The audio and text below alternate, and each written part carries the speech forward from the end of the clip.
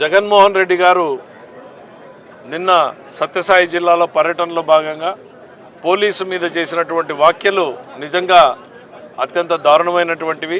ఆ రకమైనటువంటి భాషని ఒక మాజీ ముఖ్యమంత్రి స్థాయిలో మాట్లాడడము అంటే ఆయన సంస్కారం ఏంటి అనేటువంటిది అర్థమవుతోంది.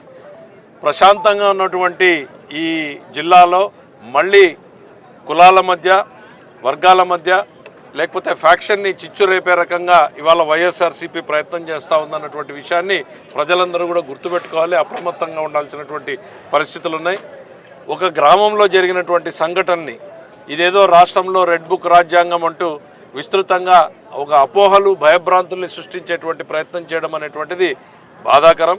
ఇవాళ చంద్రబాబు నాయుడు గారు రాజకీయ కక్ష సాధింపులు లేకుండా ప్రశాంతంగా రాజ్యాంగబద్ధమైనటువంటి పాలన ఇస్తున్నారు. తప్పు చేసిన వాళ్ళు ఎవరైనా ఉంటే వాళ్ళ మీద చట్ట ప్రకారంగానే యాక్షన్లు తీసుకోవడం జరుగుతూ ఉంది.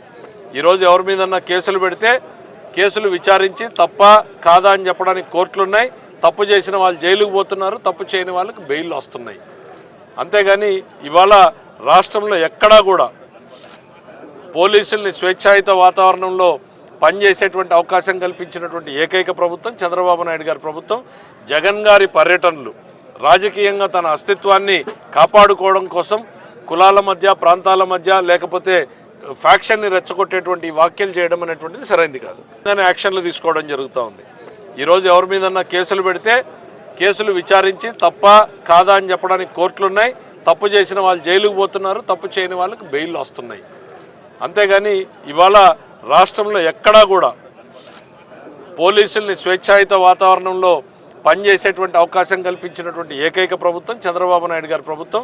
జగన్ గారి పర్యటనలు రాజకీయంగా తన అస్తిత్వాన్ని కాపాడుకోవడం కోసం కులాల మధ్య, ప్రాంతాల మధ్య, లేకపోతే ఫ్యాక్షన్ని రెచ్చగొట్టేటువంటి వ్యాఖ్యలు చేయడం అనేటువంటిది సరైనది కాదు.